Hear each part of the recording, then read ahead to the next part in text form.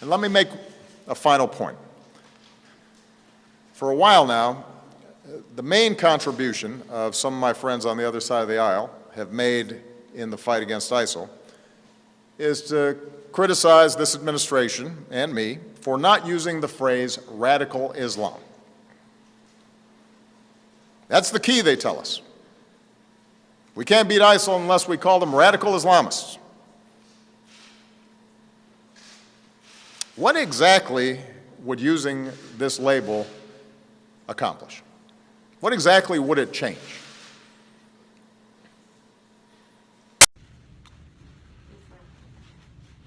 Good afternoon.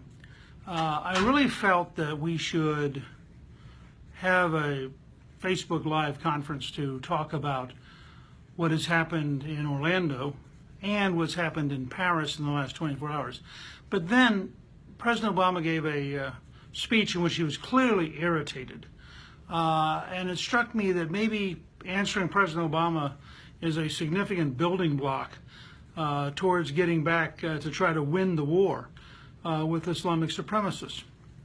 Part of what seemed to really offend the president was the number of people who've been demanding that he use words like radical Islam, or what I would describe as Islamic supremacists, or some term that indicates that he understands that there is a movement worldwide, that it has a common ground bringing people together, and that it is our enemy. Now, the president has very carefully for 7.5 years avoided any language like this. Yesterday, of course, under enormous political pressure, we saw Hillary Clinton actually break down and use the term, although she did it in a deriding way, as sort of a throwaway line. I'll be glad to say it if that's what you want me to do. The president, however, went on to ask a very interesting set of questions that I want to answer, because I think that we need a national dialogue about where we're at. The fact, for example, that two policemen and a policewoman, husband and wife, were killed by Islamic terrorists in Paris in the last 24 hours while their 3-year-old child watched. We have to have a dialogue about what happened in Orlando, where tragically 50 Americans were killed, 49 Americans were killed, and another 50-some were wounded, many of them very severely. And this comes on top of other events, the various attacks in Paris, the attacks in Brussels, the attacks in Tel Aviv, the attacks in Istanbul, the attack in San Bernardino. I mean, these things have been going on and on. It's not like it's a one-time event. So the president says, I'm reading this now. Okay, where did I get stopped? Okay. Anyway, I don't quite know what just happened. An incoming phone call blocked us for a second. So let me start. I'm going to go back for a second to make sure that everybody caught it. This is what the president asked. What exactly would using this language accomplish? What exactly would it change? Well, Mr. President, it would accomplish a lot, and it would change a lot. First of all, it would bring clarity to the fact that there is a clue. Are we back? Mm-hmm. So, Mr. President, here's what it would change. First of all, it would enable us to connect the events. The people in Paris who are killing policemen and policewomen are related to the man in Orlando killing people in an American nightclub, who is related to the man and woman in San Bernardino, who are related to the psychiatrist in Fort Hood. And part of the reason this is important is because of what your administration has done. Back in 2012, your administration, through the Justice Department, warned businesses that if they in any way behaved in anti-Muslim activity, that they could be sued by the federal government. So we find out, for example, that the killer in Orlando wasn't fired by his company, in part because he's Muslim and they didn't want to seem to be anti-Muslim. We've discovered that the ground rules for the FBI have really made them cautious. There's been such an emphasis on civil rights and civil liberties and not being offensive and appealing to the Muslim community and making sure not to offend anyone. These are things, by the way, that Secretary Jay Johnson talks about all the time at Homeland Security. They're even things that the director of the FBI talk about. Well, fine, except here's the problem. If in order to avoid offending a community, we avoid finding a killer, 49 Americans died, another 50 plus are wounded. If in order to not have surveillance, and it's very interesting to me, both in the case of the Orlando shooter and in the case of the Paris murderer, they were under surveillance. The FBI had interviewed the Orlando killer in 2013 and 2014. Is this for me? Apparently the Paris police were currently surveilling the very guy who went in and killed the policeman and the policewoman.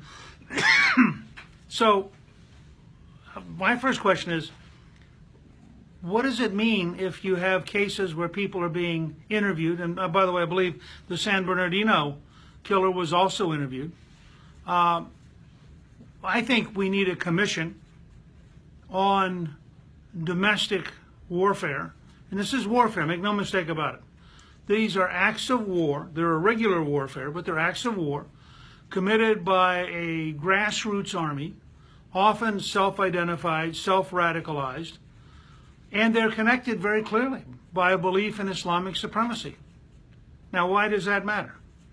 Well, let's take the case of killing gays and lesbians, the event that happened in Orlando. Most Americans don't realize there are 10 countries that have in their law the death penalty for being gay or lesbian. Yet we pretend these countries are normal. And we're surprised that people who grow up in these countries, go to school in these countries, might in fact have attitudes that are pretty dangerous in terms of our own community of diversity. Furthermore, 2 of these countries, to our shame, Iraq and Afghanistan, excuse me, both of these countries, which we liberated, which we spent American blood, these countries both have the death penalty for gays and lesbians. Now, the president may not want to discuss that, but isn't that something we should be thinking about seriously? And doesn't that affect our attitude about some kinds of immigration? And they say, well, the killer in Florida was born in the United States. That's right. But he identified with Al-Qaeda. We have record that from his high school years, he was on the side of the people who destroyed the World Trade Center. He was on the side of the people who flew an airplane into the U.S. Capitol. He celebrated and thanked Allah. So from his high school years on, there were reasons to believe that he was dangerous. He apparently said, and we have not yet seen, I hope they're going to release the transcripts of the FBI interviews, but he apparently said that he wanted to be a martyr, that he believed in the Taliban and Al-Qaeda. His father, although he'd lived here for 3 decades, put out YouTube videos praising the Taliban, which is an anti-American organization dedicated to the imposition of Sharia, and part of Sharia is death to gays and lesbians. So you have to ask yourself the question, what is there in the Obama administration's rules? What is there in the culture of the Obama administration that when somebody tells you that they praise Al-Qaeda, they like the Taliban, they want to become a martyr, that we don't think that's serious? And we decide, gee, we don't really have enough evidence to pay really careful attention. I would argue just the opposite, that the president is precisely exactly wrong, and he's done all of us a favor today by showing his anger and by raising the questions openly. The fact is, we're in a worldwide war with a movement which is driven by religion. It's not the same as Islam. The president does America and the West a great disservice by suggesting that accurately describing Islamic supremacists means we have to be at war with Islam. That's not true. If you're a modern Muslim, if you're willing to accept diversity, if you're willing to accept the rule of secular law, if you're willing to live in peace with your neighbors, we have no problem with you. if you're a modern Muslim. But if you believe in Sharia and genuinely believe in it, if you think that gays and lesbians ought to be killed, if you think that Christians and Jews and Baha'i and others ought to either submit or be killed, we have a lot of disagreement. If you want to support terrorist movements with money, with recruitment, with propaganda, then you're our enemy. And the president doesn't come to grips with this. He says, well, talking about all these immigrants, what about here at home? Actually, what we need is two conversations about the immigrants and about here at home.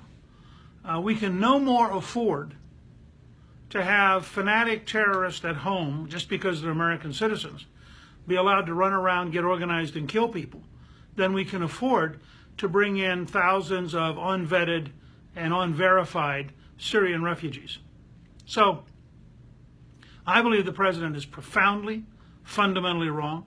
I believe the Congress should create a commission on Islamic supremacism and terrorism in the United States. I think we should start looking at serious new laws. I commend Congressman McCall, who has shown great leadership on the House Homeland Security Committee. I hope he will hold hearings on what has profoundly gone wrong before we have greater problems. And let me remind everyone, this weekend was terrible. The terror that people must have felt trapped in that nightclub as this enemy of America methodically killed people. It must have been awful. But down the road are more terrible things if we don't start winning, if we don't tell the truth, if we don't learn to be honest about what faces us. Down the road is a very real danger of systematic violence, something which my good friend Bill Fortune has written about in a stunning book called Days of Wrath, which describes what it would be like if ISIS targeted American schools. And for any of you who want to be complacent, I really urge you, read Days of Wrath and see if you don't think we'd better rethink all of our basic policies. Down the road, there's a very grave danger that sooner or later, these enemies of the West are going to find nuclear weapons and use them. So I speak from a sense of genuine urgency because I think this is a mortal threat to our country and certainly a mortal threat to thousands of Americans. And I'm saddened by the president's attitude. He has had failure after failure. Failure in Libya, failure in Yemen, failure in Somalia, failure in Syria, failure in Iraq, failure in Afghanistan. And here at home, he has established rules which make it virtually impossible for the FBI to do their job. The Congress ought to review it, make public what the problems are. We should fix them, and we should do so before more Americans are killed because of ignorance, timidity, and an unwillingness to face reality. Thank you all very much.